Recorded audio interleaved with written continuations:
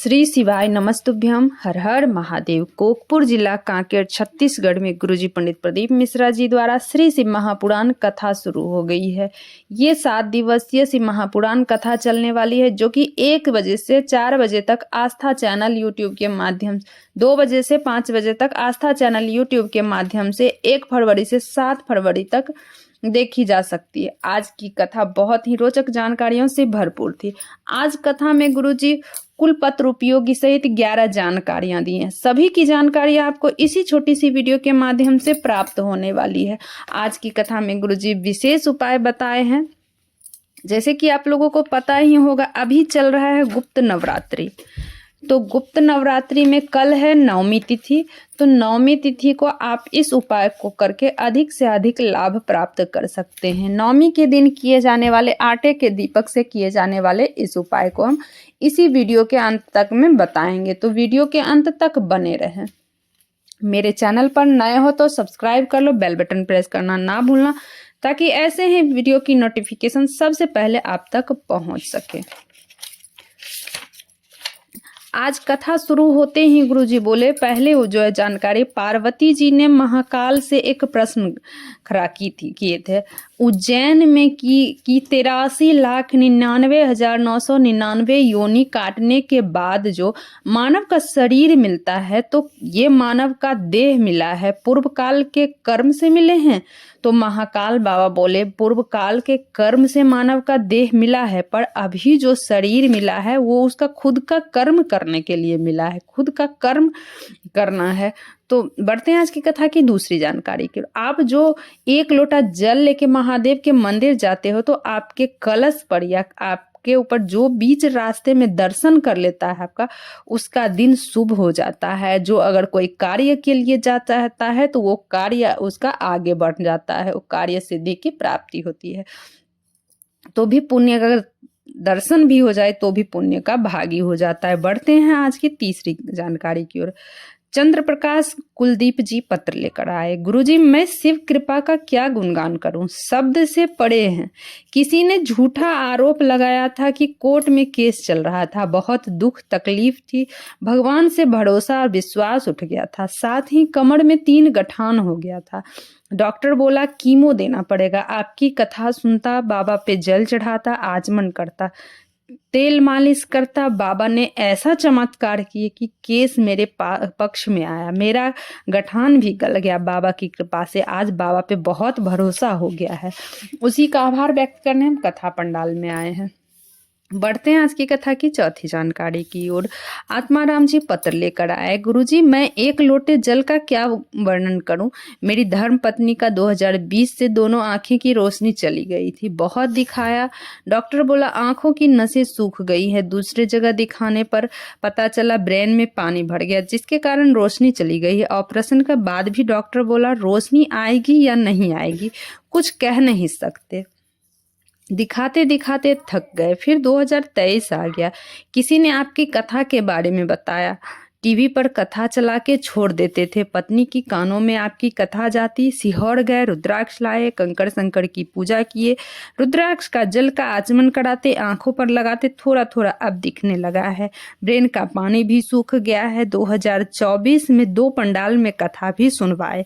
अब अच्छे से देख लेती है, आदमी को भी देख सकती है, अच्छे से देख परख सकती है, खुद अपना काम भी कर लेती है। उसी का आभार व्यक्त करने हम कथा पंडाल में आए हैं। बढ़ते हैं आज की कथा की 5वीं जानकारी की ओर। गुरुजी बोले, आप अपने बच्चों का बल नहीं तोड़िए। ऐसा नहीं बोलना चाहिए कि तुमसे क्या होगा, तुम नहीं कर पाओगे। ऐसा नहीं बोलना चाहिए अपने बच्चों को। बच्चों को बोलो तुम कर सकते हो, अपनी मेहनत से माँ बाप का नाम रोशन कर सकते हो, तो बच्चों का मनोबल बढ़ता है। बढ़ते हैं आज की कथा की 6वीं जानकारी की ओर। अन्नसुईया जी पत्र लेकर आए। मैं महादेव का क्या बखान करूं, इनकी लीला अपरंपार है। मैं प्रतिदिन आपकी कथा सुनती थी। पंडाल में 3 पंडाल में कथा सुनी। मेरा बेटा पढ़ाई के बाद नौकरी की तैयारी कर रहा था। कुछ नंबर से रह जाता था। किसी के कहने पर मेरा बेटा जल चढ़ाने लगा, मेहनत को 4 गुनी बढ़ाया, बाबा पे बेलपत्री में शहद लगाकर चढ़ा के गया। आज बाबा की कृपा से सरकारी टीचर में कार्यरत है। उसी का आभार व्यक्त करने हम कथा पंडाल में आए हैं। बढ़ते हैं आज की कथा की 7वीं जानकारी की ओर। अगर आप कोई बड़ी बीमारी या छोटी बीमारी कुछ भी हो जाए तो हिम्मत मत हारो। सबसे पहले डॉक्टर से दिखाओ, फिर बाबा पे जल चढ़ाना मत छोड़ो। मन में ऐसा सोचो कि हमें कुछ नहीं हो सकता, क्योंकि मैं महादेव का भक्त हूँ, मुझे कुछ नहीं हो सकता। महादेव पे एक लोटा जल चढ़ाने वाले को कुछ नहीं हो सकता। बढ़ते हैं आज की कथा की 8वीं जानकारी की ओर। तिहारिन बाई जी पत्र लेकर आई। मेरा बेटा का लीवर 2008 में पूरा खराब हो गया, लीवर काम करना बंद कर दिया। डॉक्टर ने ऑपरेशन का बोला। मेरी आर्थिक स्थिति ठीक नहीं थी। 2008 में ही आपकी कथा टीवी पर सुनी थी, कथा सुनते रही। आज बाबा की कृपा से मेरी लीवर ठीक हो गई है। उसी का आभार व्यक्त करने हम कथा पंडाल में आए हैं। बढ़ते हैं आज की कथा की 9वीं जानकारी की ओर। ओमकारेश्वर जी पत्र लेकर आए। तो 1993 में मैं भारतीय सेना में लग गया था। फिर 1998 में सोराइसिस की बीमारी हो गई, पूरे शरीर का खाल निकलने लगा, बहुत दिखाया, 23 साल निकल गया, रोग समाप्त ही नहीं हुआ। किसी ने आपकी कथा के बारे में बताया, आपकी कथा मोबाइल में सुनता, आपका बताया गया आम के पत्ते वाला उपाय की इतना पुराना बीमारी मेरा महादेव ठीक कर दिए। उसी का आभार व्यक्त करने हम कथा पंडाल में आए। बढ़ते हैं आज की कथा की 10वीं जानकारी की ओर। जीवन में अगर दुख तकलीफ आया है तो उसका निवारण कहीं ना कहीं शिव महापुराण में है। बस थोड़ा सा इंतजार करना है। महादेव को पाने को, परमात्मा को पाने की लालकता होनी चाहिए। दुनिया में सब कुछ हार गए चलेगा, पर अपना आत्मविश्वास कभी नहीं हारना चाहिए। जो चला गया तो उसको पाने के लिए हमारा विश्वास पक्का होना चाहिए, तो वो हमें जरूर मिलेगा। बढ़ते हैं आज की कथा की विशेष जानकारी की ओर, 11वीं जानकारी की ओर। आज की जो विशेष जानकारी है, तो आपको कितना बड़ा दुख है, छोटा दुख है, तकलीफ है, आपको कितनी बड़ी बीमारी हो, छोटी बीमारी हो, कुछ भी हो, इससे उपाय से आपका वो बीमारी ठीक हो जाएगा। आपको करना क्या है, आटे का दीपक लेना है, उसमें 4 चौमुखी दीपक, 4 बाती वाला जो दीपक होता है, आटे का दीपक, चौमुखी दीपक आपको लेना है आटे का, ध्यान रहे चौमुखी। 4 बत्ती उसमें लगाकर उसमें आपको थोड़ा तिल का तेल डाल लेना है, थोड़ा सा सरसों का तेल डाल लेना है।